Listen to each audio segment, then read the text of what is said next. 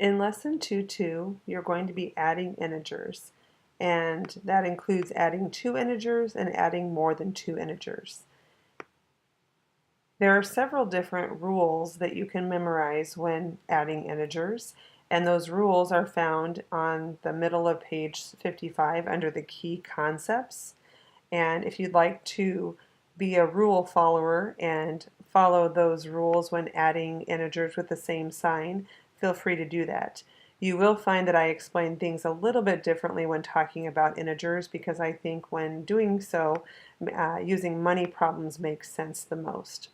So jumping down to example 1, you are certainly welcome to use a number line to show how that when you add integers, you can see where the answer lies. In this case, adding a -1 and a -5 gets you to -6.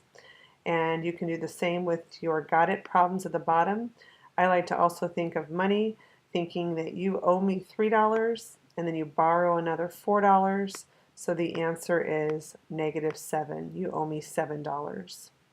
For 1B, you owe me $6 and then you borrow another $14. So you owe me $20. And for 1C, you owe me $7, you borrow another $2, you owe me $9. The rule says that when you have the same sign, both negatives, both negatives, both negatives, that you add them together. You add and add their absolute values, and then your answer is going to be negative if both the numbers are negative. In this case, both of our numbers were negative, and so our answers were all negative.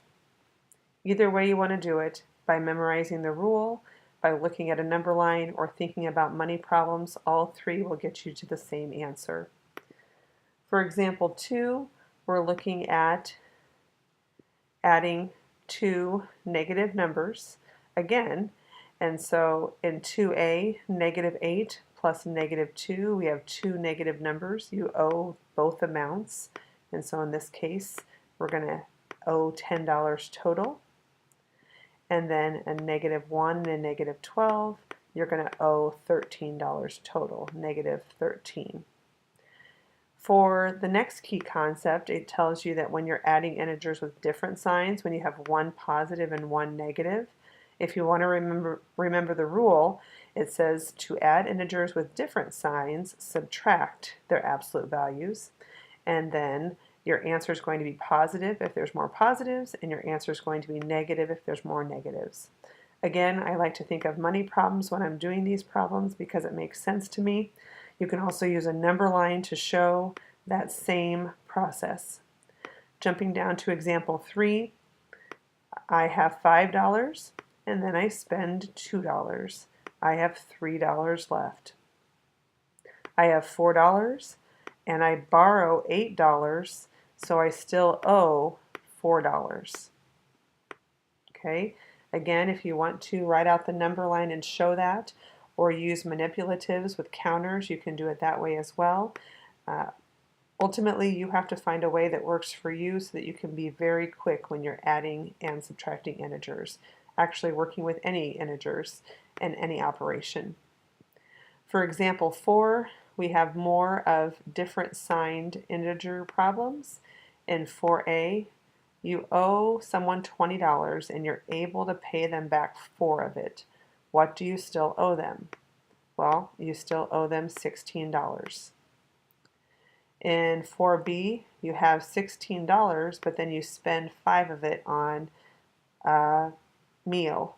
So then you only have $11 left. You have more positives than you have negatives. In this one, you have more negatives than positives, so our answer is negative. One more resource to point out, anytime you see this little icon here, you can watch a tutorial video by using your online textbook. That just gives you one more explanation of that type of problem. In example 5, we're translating a word problem into a numerical expression. So in 5, we have a scuba diver that's 120 feet below the water surface. So the scuba diver is already at -120 because it's below the surface. And then she ascends 83 feet. So she's going to go up positive 83 feet. What's her current depth? An addition equation would be negative 120 plus 83. An equation has an equal sign, and then we could say x, I suppose. And we can solve that by thinking of a money problem or thinking of our rule of different signs subtract. If I take away 83 from 120, I get 37. And in this case, we are more negatives than positives. So if she ascends 83 feet, she's still 37 feet below the water surface. So negative 37 would be the answer there. I'm going to turn on my answers just to check, and they had the same thing I had. Negative 20 plus 83 equals x. Negative 37 is the answer. Her current depth is negative 37 or 37 feet below the surface. All right, the last part here is talking about additive inverses, and that just simply means that any integer and its additive inverse equals 0. So a plus negative a is equal to 0. On the top of page 58, you have example 6, and we're talking about adding more than 2 integers. So again, if you want to use a number line, if you want to use the rules, that's fine. I'm going to continue to explain it using money problems. In this case, I have $4. I spend 2 of it, so that means I have 2 left. But then I go out and spend 7 more that I don't have, and so I'm ending up at negative $5. For 6b, I owe someone $10. I'm able to pay them back 3 of it, so I owe $7. But then I borrow another $7, so now I'm at negative $14, and negative 14 plus 12 still leaves me at negative 2.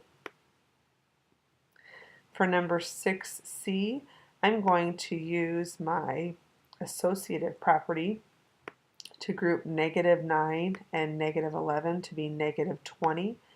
Negative 20 means I owe $20, but if I can pay back 12 of it, that means that I only owe $8, negative 8. Number 6d, negative 8 and negative 1 make negative 9. Positive 4 and positive 6 make positive 10. Negative 9 plus 10 equals 1.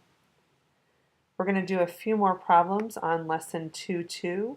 Look at page 59, problems 30, 31, and 32. Adding more than 2 integers on these problems. We have negative 15 and negative 5, which is negative 20. And we have a positive 4 and a positive 10, which is a positive 14. Negative 20 plus 14 equals negative 6. On 31, we have negative 11 and negative 19 for a total of negative 30.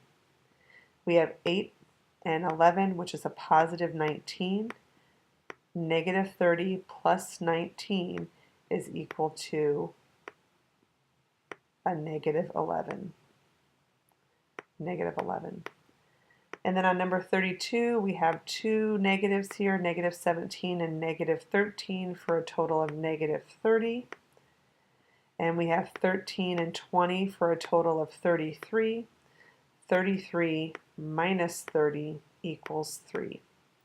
The main idea here is keeping your negatives straight and thinking about either the rules or a number line or visualizing a money situation for adding integers together. The last one we're going to look at is page 60, number 66 and 71.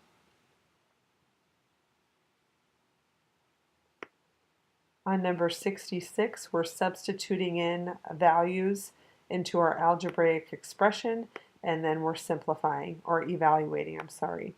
So for 66, B is 12, and C is 7. So 12 times 7 is 84. And then it's minus A is equal to 5 and C is equal to 7. 5 times 7 is 35. When we subtract those, we should get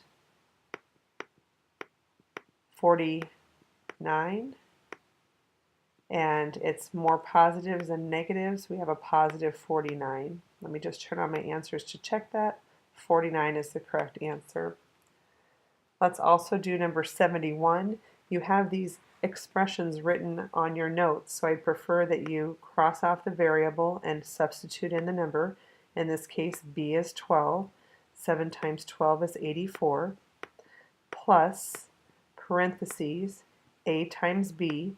A is 5, b is 12. 5 times 12 is 60. 60 minus c minus 7 is 53. So we have 84 plus 53, and that equals 137. Let me just double check my answer there.